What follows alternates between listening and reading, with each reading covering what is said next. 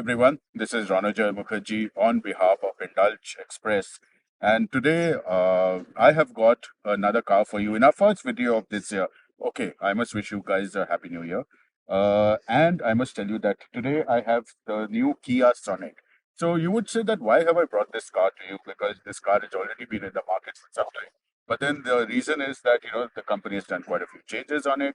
It has from exteriors, interiors, added a lot of what is today a hot feature, ADAS, automotive driver assistance systems, and a host of other things. I'll show you everything and we'll talk about that in detail. But first, let us start with looking at the exterior changes of the car. So the company has done some changes on the exterior of this car. I'm not saying they're very radical, but yeah, you have these new DRLs. The grille is slightly different. Of course, the camera, 360-degree camera is here. Uh, the front skid plate is sort of different.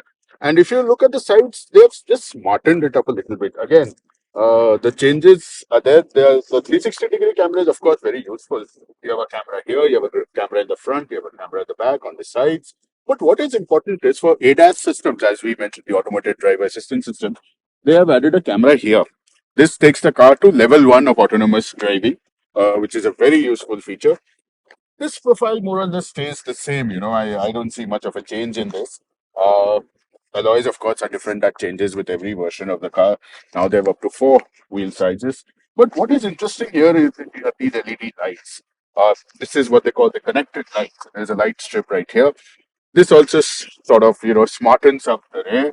Uh, Again, the bumper is a little different. The skid plates are different. Overall, as I keep emphasizing again and again, the changes are not revolutionary, they are a little evolutionary. That is how I would call it. Now, let me open the boot space, the dicky, as they call it.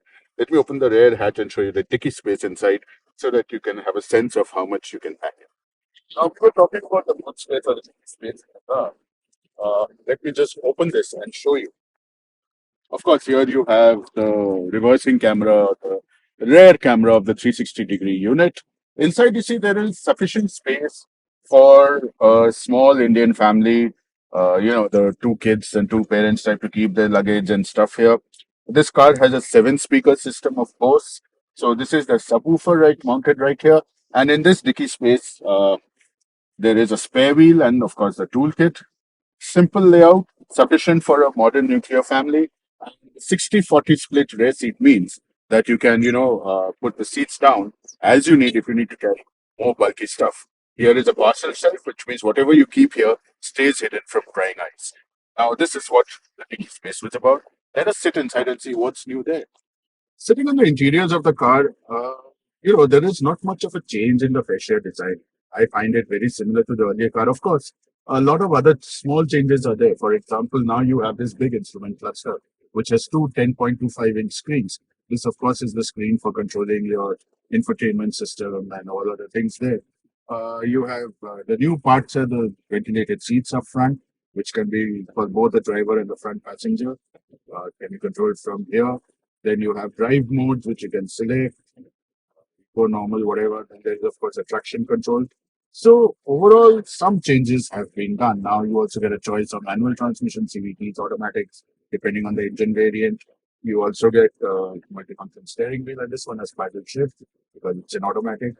Overall, small, minute changes you can see. Of course, the ADAS system I'll talk about once we uh, drive the car. So that is, of course, a different point of view. Uh, we have a sunroof here. Overall, I mean, what do I say? Okay, the changes are there and they're quite okay. Again, as I said, not very revolutionary, but good enough for a midlife facelift. Sitting on the back seat, one thing is apparent that see, it's not a very big car, so you can't expect oodles of space inside. But that said, the company has done a fairly decent job of the space. The front seat backs are scooped out to give you more legroom. Uh, a small magazine pocket, not very big, but then who reads magazines so much these days? Huh? We go digital, right? Then you have this air purifier system here. Now, I don't know whether these things really work or they are a gimmick because I don't know how effective they are, but they look nice. You have two USB-C charging ports here. You have a rear curtain. Now, this is one feature which I personally think is very useful, especially given the hot summers that we have. I am not so confident about the seats because, well, It's more of a personal thing, but I think the too much of black inside makes it look a little drab. Whether you see the lining here, the seats here, isofix connectors, of course, if you have a baby. Then my favorite feature, the rear armrest. As I said, I'm feeling very comfortable on the seats. Maybe it's me, I don't know. But there are two cup holders here where you can put your this thing and adjustable headrests. One thing that sort of struck me is there's too much of Bose branding in the car.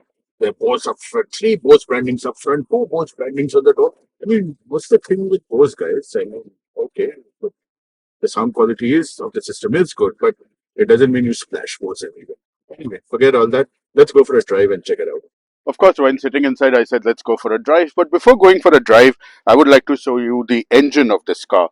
Now, when a layman looks at an engine, they all look the same. But I just thought I would give you a couple of details on this. This particular car is with the 1.5 liter diesel engine, does about 114 horses. Uh, and it's mated to a 6 speed automatic in this car, but you can also have a manual. There are two other petrol engines on offer. The two petrols are a 1 liter turbo and a 1.2 liter naturally aspirated. All of them give good performance for their segments. And the claim of the company, now I'm not saying this, it's a company claim, that these cars are one of the cheapest to maintain, which means they are easy on your pocket. But how good actually is the engine and transmission combo? That we will find out while going for a drive in this car. So let's get into this car and go for a drive. Now that you've seen the engine and transmission, we are driving the car. As I told you, we are driving the 1.5 liter diesel automatic. The car is feels quite nice to drive. I mean, over here, the suspension, the ride quality, handling characteristics, I think all of them are super fine. The steering weighs up nicely. You have two, three driving modes like eco, normal, and sporty. You can tune the engine to give you your type of preferred performance. Uh, ADAS, that's what we spoke about, automated driver assistance systems. See, it keeps the car in lane, and that is something which I think is a great feature with all these new generation cars that support this system. And I wouldn't hesitate to say that this is one thing which makes your driving more convenient. You also have things like forward collision avoidance systems, and I feel that these things actually make your driving better, make you a better driver. It forces you to have some sort of a discipline, which is good for all of us. Uh, as far as features and conveniences go, of course, it's a Kia. What do you expect? So, no lack of features here or conveniences. Overall, it seems to be a very good package. And whether you're a family guy, a family lady, or you're single, I think it works always. And it is indeed a nice vehicle to have. So, folks, I hope you enjoyed driving this car with me. We showed you the exteriors, the interiors. We took a drive. We showed you the mechanicals. Um, what is left? What is left is pricing. Pricing I cannot tell you at this moment because the company has not revealed it so far. But they have said it will be competitive. So keep watching the space because when the pricing comes out, you'll see a ticker at the bottom of your screen that will tell you. So, I normally give cars numbers out of 10. So how much would I give this car? I would give this car an 8. Uh, some of you might say that if you think it's such a fabulous vehicle, why are you giving it an 8 and not more? The reason, again, I come back to the point is that I don't know the price yet.